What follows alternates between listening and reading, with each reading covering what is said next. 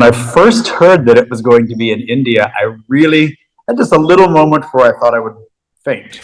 Welcome to This Week at the NCPA. Operalia, the World Opera Competition, is making its India debut. 32 participants, 18 countries, 10 really big, eminent jury members, all on one stage, only at the NCPA. The search for the next big opera star is on. Get your tickets now for the semi-finals on September the 17th and the finals on September the 21st. And they are at Book My Show as we speak. Indian-American conductor and pianist Kamal Khan combines an active performing career with a passionate commitment to the globalization of operatic training. If I get into his CV, it would take the duration of the interview. Such are his accomplishments.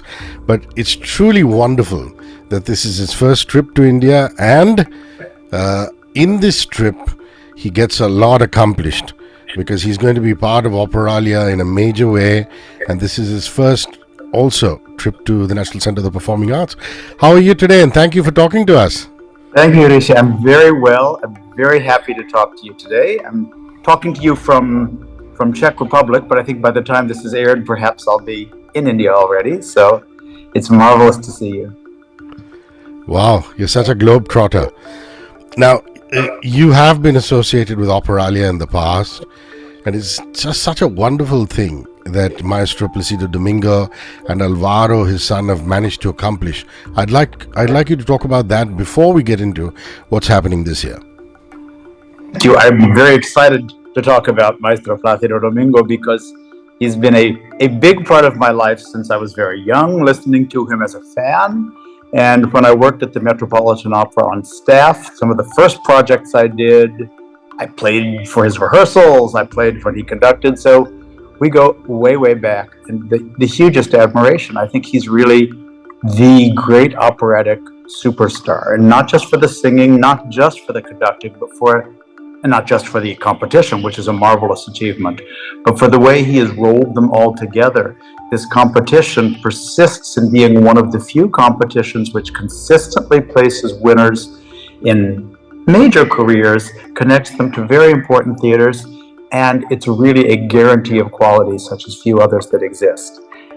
He had the foresight to create it and the determination to keep it going. You know, anything that kept going through COVID, I think, is especially extraordinary. And I'm so honored to be a part of it. Especially as an Indian American, it must warm the cockles of your heart that this competition comes to India. And it does at the National Centre of Performing Arts. So when you get here and you get the grand tour of the complex, you will understand what we've managed to achieve here at the NCPA. So talk about Operalia coming to India and how exciting that is. When I first heard that it was going to be in India, I really had just a little moment where I thought I would faint. I thought I would pass out because I never really imagined, my father left shortly before the time of partition, and I never really imagined most of my traveling is operatic music, that operatic music would take me to his country. He's no longer with us, but I feel like he's with me a lot these past few weeks, and it's just really a dream come true. I saw online that Maestro Meta was doing the double Strauss concerts just now. And of course, he was an idol from childhood as well, to believe that you didn't have to be born in Europe to do this thing. It was a crucial role model. We talk a lot about visibility, but Maestro Meta was visible before it was a buzzword. He was simply there making amazing music. So to be at the NCPA in such a short time after his visit is really extraordinary. I have to pinch myself.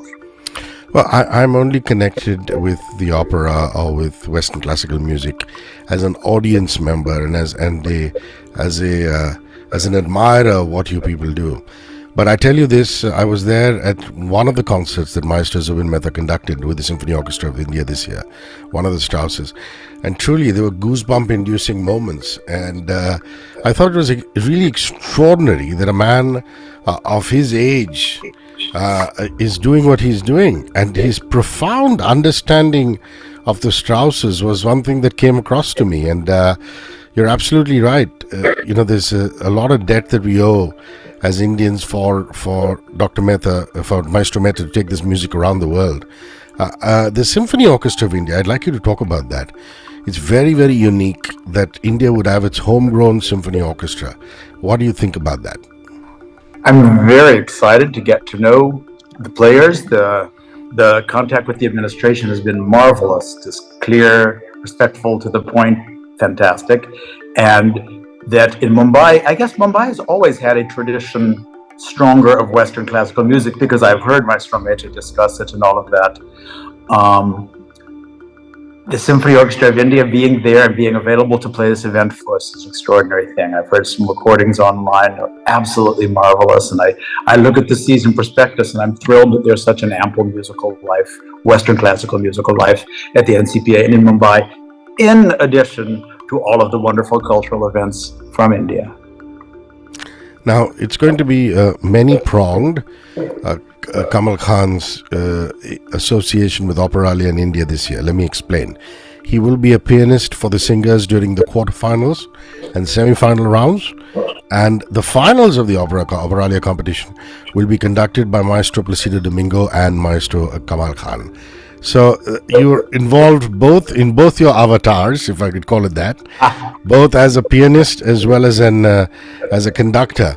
And you have done this before, isn't it? You've seen the participants go through the nerves and, tackle their nerves and surmount the fears in their mind and come through in this extraordinary vocal competition.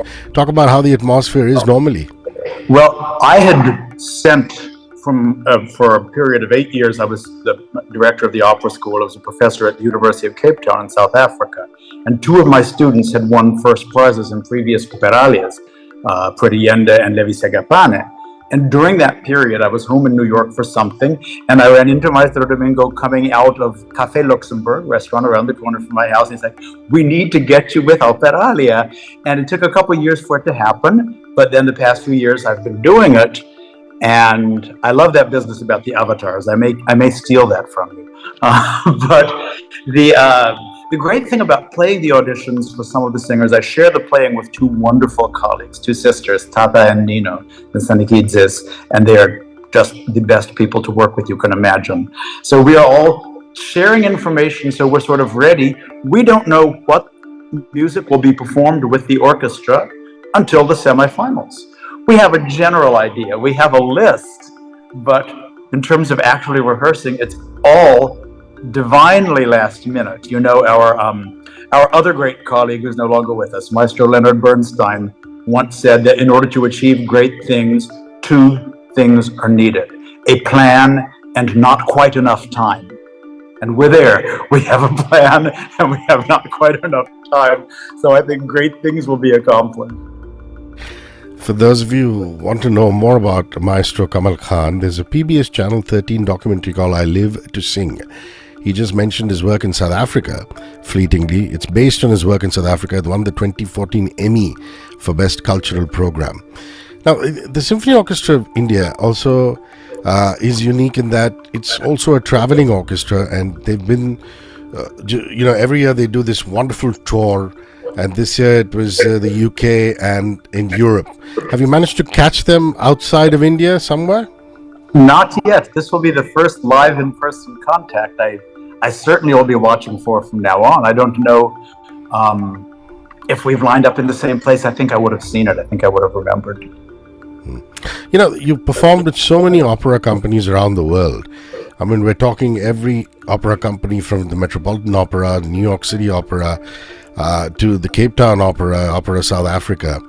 What is it that is needed to be a winner of Operalia? What do you think is a unique combination of factors? Because we've got an Indian kid this year who's made it. So I know he's going to be listening to this. So what do you the qualities that you're looking for, that a judge or a mentor would look for? You have a young man from India, and you have a young man who's half Indian as well. Yes. So we're all in there.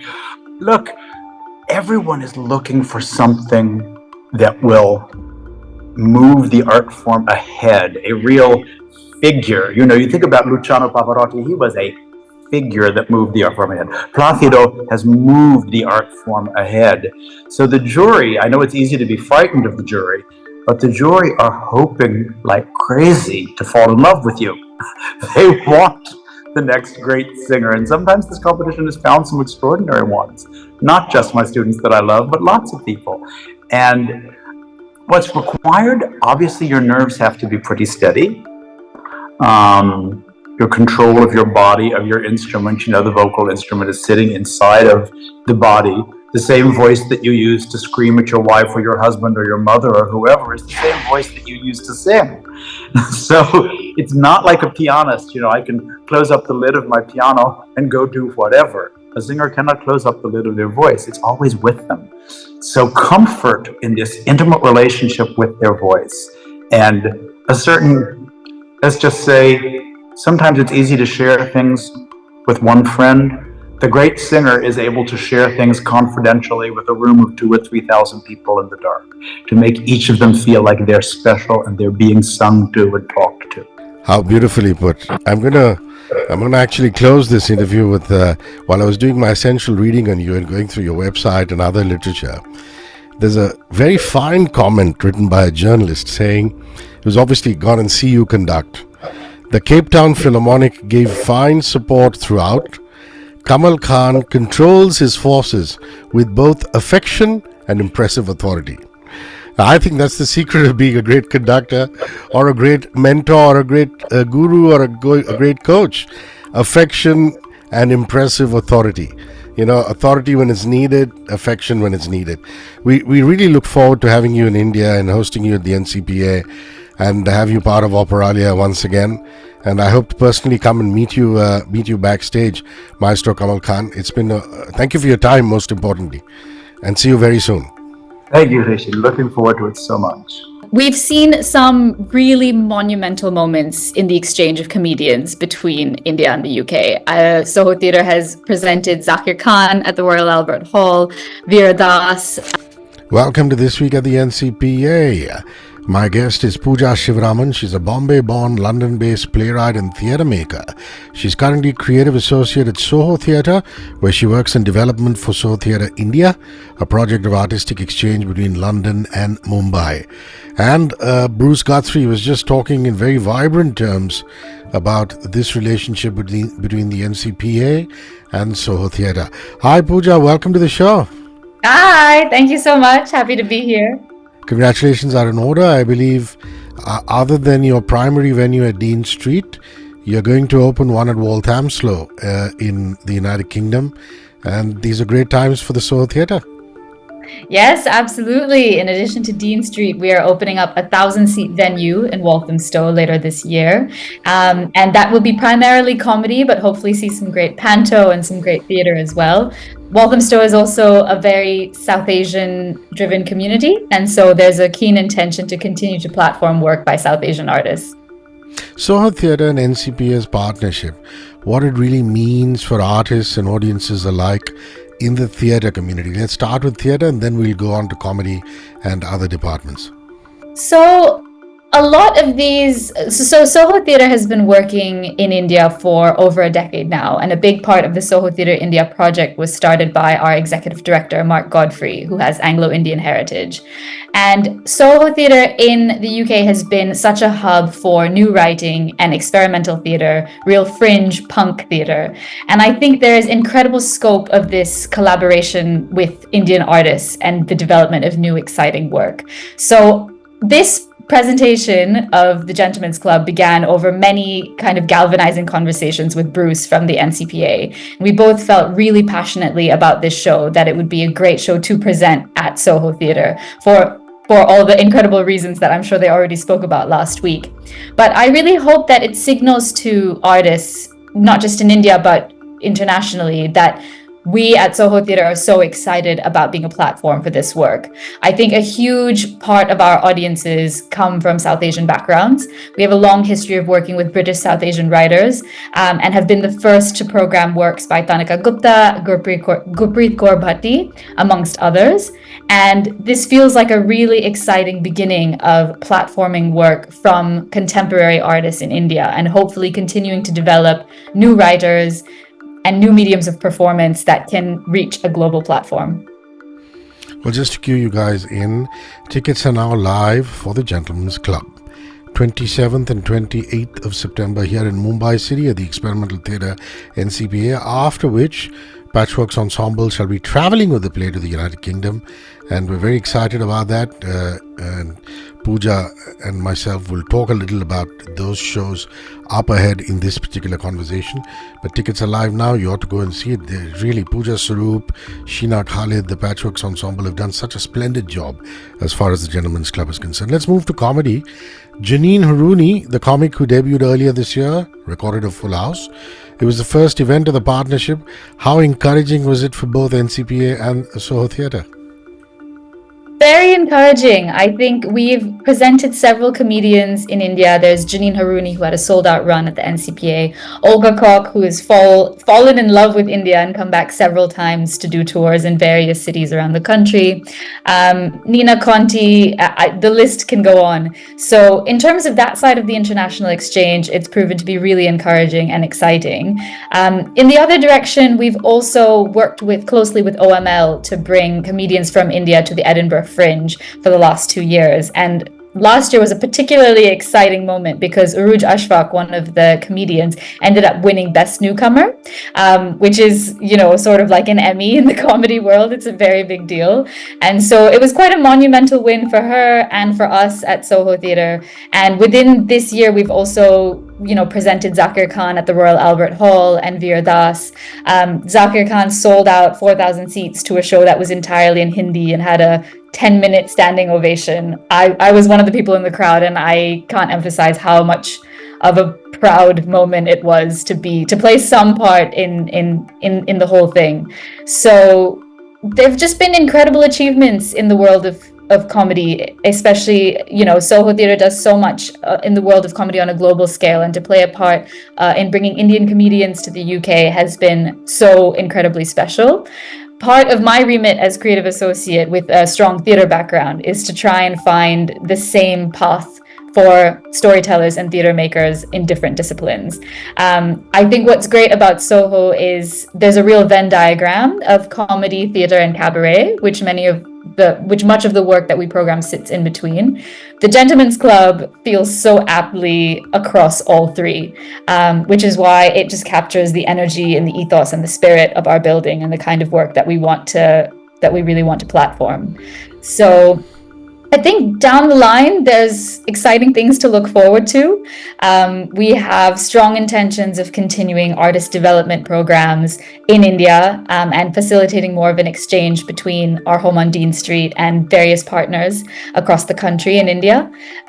We hope that the approach that Soho takes towards making, which is quite fluid and experimental and artist-led, is something that works really well with the kinds of stories and artists that are coming out of India today, and hope to continue to do the work of bringing them to a global platform.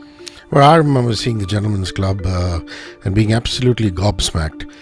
In a 2.5 decade career as a journalist, I'd never quite seen anything like it. And I'm so glad that Soho Theatre's commitment is there for everybody to see. You're bringing it back.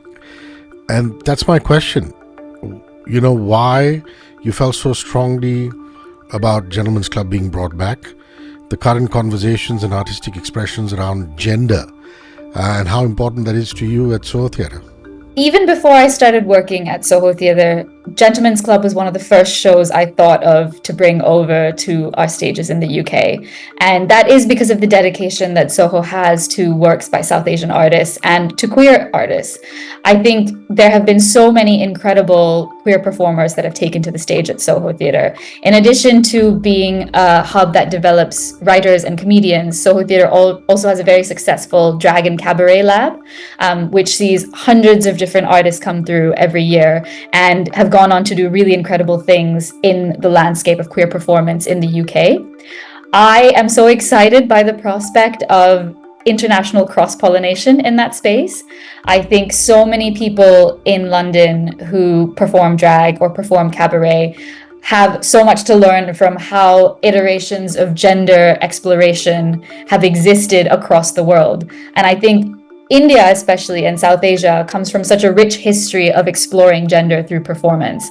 And the Gentlemen's Club feels like a really contemporary, exciting, rambunctious version of urban Indian masculinity.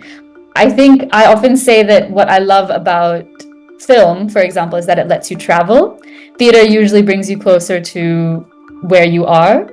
What's really exciting about this collaboration is we will get to transform the cabaret space of Soho Theatre to a Mumbai nightclub, and we will get to facilitate people traveling to a new place by bringing this show over. And I think it's going to mean a lot for much of our South Asian audiences to not only see representation like that on stage, but to have access to a side of India that you don't necessarily get to see on stages in the UK, and to really be able to travel in a very specific way with this show, which is very exciting. Wonderful. Now, you did tease our instincts by saying there are lots of wonderful future events that are part of the NCPA Soho Theatre Association. I'd like you, I know you will announce them at the appropriate time, but just a couple of things for us to feed off. Are they going to be comedy? Are they going to be theatre? Are they going to be emerging artists or established artists? What can we look forward to? Well, again, I can't say too much, but there's definitely some very exciting comedy coming up, and exchange of comedians from our side, hopefully bringing a lot of interesting names and faces to India in the coming months. I think Bruce and I have really conscious intentions to doing the same with theatre. We're looking to bring some shows that we think would do really well in India over from Soho, and likewise looking at the different works coming out of India today and seeing what might work on our stages in the UK. So I know I haven't really said much. There's a conscious intention to really bring some of the big names over, as well as develop the emerging artists who we find really exciting and really special. So I would just say that if you are an artist who is listening, please keep in touch. If you are an enthusiastic audience member who is listening, just stay tuned. There's going to be plenty for you to consume and enjoy from our side in the next coming months. My last question is about the National Centre of the Performing Arts here in Mumbai. We're incredibly proud of it, and one of the reasons for this program is to try and celebrate it.